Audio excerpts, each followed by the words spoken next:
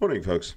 Yeah, I'm looking a little tired. This week has been a real tough one with my day job and then trying to resolve the Twitch issues during the evenings. But we finally got that resolved. Last night, 3 hour stream, 1080p, 60 frames per second, 6000 kilobits, and not a single frame dropped, not a single packet lost. I'm super stoked. Today's match, though, it's just an Oland game. It's not a high damage game, but I'm contesting the caps, I'm spotting, and it leads to a very interesting result on the team standings. So, if you'll give me 13 minutes of your time, hope you enjoy it, and please tell somebody you love them. Super important. It's trying times. Take care. Cheers. So I haven't featured a DD match in a while. So this match, I'm in my Oland, Louise is in his mass, and just like Matchmaker always does, throws us in a tier 10. Thankfully, the only radar I can see is that Riga and that Talon, and it's my favorite game mode ever. It's Epicenter. Now I've been grinding the Oland steadily. I'm not in a huge rush on the way to the Holland. I reached about 1.2 million free XP yesterday, so I'm 800,000 free XP short of the Småland. Småland is being removed in patch 0.10, as everybody knows, along with a whole bunch of popular ships, Massachusetts, Alaska, I think Jean Bart, etc. So if you don't have any of them, try working towards them. Alaska is really good. A lot of people got the Jean Bart Black in the containers, otherwise the normal Jean Bart. She is also very good. And there's a few other ships. Go read about the dev blogs. Now for me, I want the Småland as well as the Holland. Småland looks like good fun. And to get there, you obviously, as I fumble my words early in the morning, you obviously have to work through the Oland. Now the Oland is the tier 8, and the pan-European destroyers have no smoke, at least luckily a speed boost. I've got a heal at tier 8, tier 7, etc. And then, oh look, shiny Colbert behind me. And then DFAA, the single most useless, what can I call it? The single most useless module or skill at the moment. So I'm being challenged here. And I decided, look, I don't have any smoke, so I'm not going to go to the center. Because the moment I contest the center, something is going to try and put holes in me. And speaking of something trying to put holes in me, there's a Riga. So the Riga is radaring. And the Colbert spotted him. And throw some torpedoes out to him.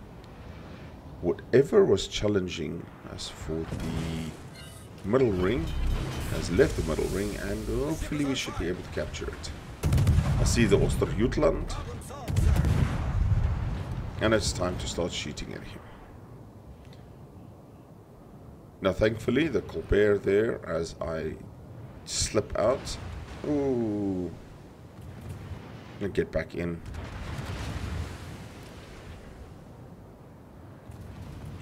And thankfully the Colbert there is sending shells at an insane rate towards him. And that made him back off. Thankfully also the Gearing and the Kid and the, I think not the Gearing, apologies, the Daring. The Kid and the Black has moved in, and there is an enemy Gearing on the inside. Now the Black is an amazing ship. It's a DD with radar, and he radars the enemy Gearing.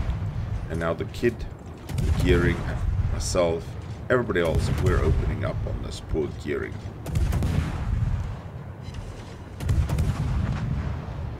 And the Grosser first manages to finish off the enemy Gearing, and that was the first kill of the match.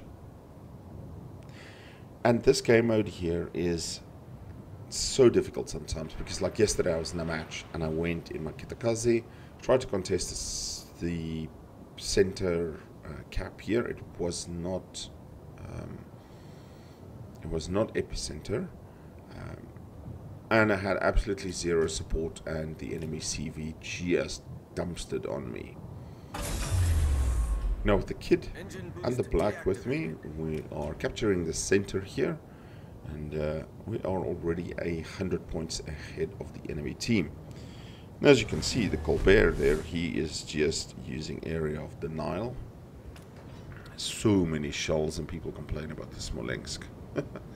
Colbert is just a hell of a lot more difficult to get. You got to do all, it's a research point ship, and you actually have to work quite hard to get it. I think it's 32 or 37,000 research points. So it'll be 2 double line resets or a single and a double line reset. There are speedy death pylons coming in, and I hit the brakes. Boop. I managed to just dodge them. Now I see the black and the kid. They are going to go towards the right side of the map to see what's there. There is a Talon pushing in.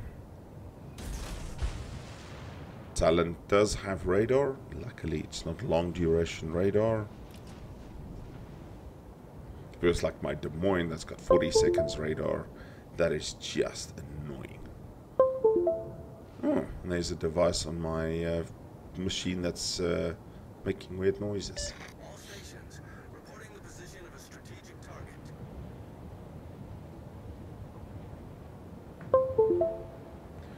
Alright, device. You can now calm down. As you can see, the Daring has also launched torpedoes towards the Talon. And our cap points are ticking because we have the center. The center is uncontested. They have no caps at all. None of the cap circles. And I get 1 torpedo hit in a flood. Louise kills the Pomeran in his Massachusetts. And the Talon is running his radar. And they're going to shoot at the Daring because the Daring is open. I see the black has returned.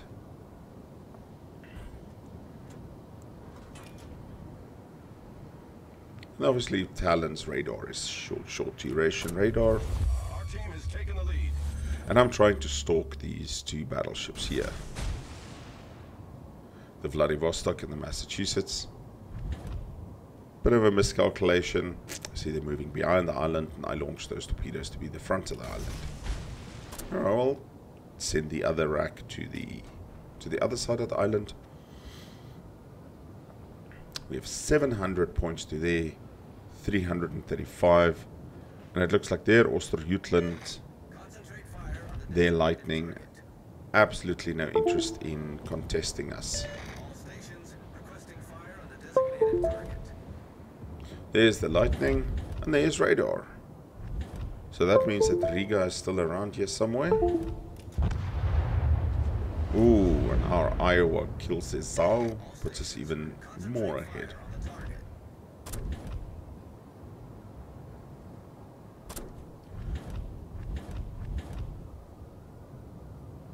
So I have done all of 7,000 damage, but I have done 41,000 spotting damage. Spotting damage doesn't count that much for, does not count that much for XP. And this is a little bit unpleasant. They are contesting the middle circle. We see our Riga, Baltimore, and Alaska on the outer circle as well. And there's that Riga again. So myself and the black, we start working him, and if we can spot him, so then can Colberts and battleships like our North Carolina, and hopefully that they can start shooting him. And I get a fire on his bow. And I actually stop. Louise in the Massachusetts, he kills the SS Oosterjutland. The Thunderer takes out our North Carolina. We're up 800 to 280 points. And this is what happens when a team doesn't push. They're all there in one area, all huddled together. Colbert, he finally burns down that Riga. And it's so far in the game that I decide, you know what, it's time for me to actually just start gunboating. The North Carolina does a pro 200 IQ move, puts out a single fire on his stern. So it's time to see if I can start another fire. Unfortunately, he has a Thunderer and a Massachusetts with him. And if that Massachusetts is anything like a bolt mine, it'll be a secondary build, and that Thunderer's HE can utterly wreck me. Ooh, 2 torpedo hits and a flood and an incapacitation on the Thunderer. Attention. Reporting the target position. This match is pretty much over. We're at 900 to their 230 points.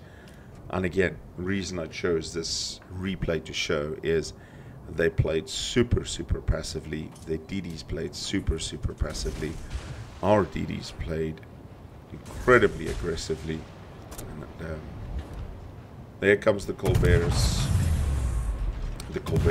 shells, and that Thunderer will now have to endure those fires on the perma basis, because he obviously repaired the floods and the incapacitations that I did. And he's fleeing so badly that he's ramming into the North Carolina.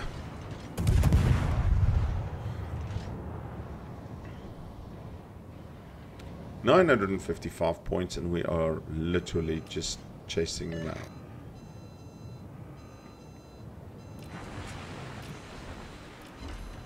And I get 2 torpedo hits on the North Carolina.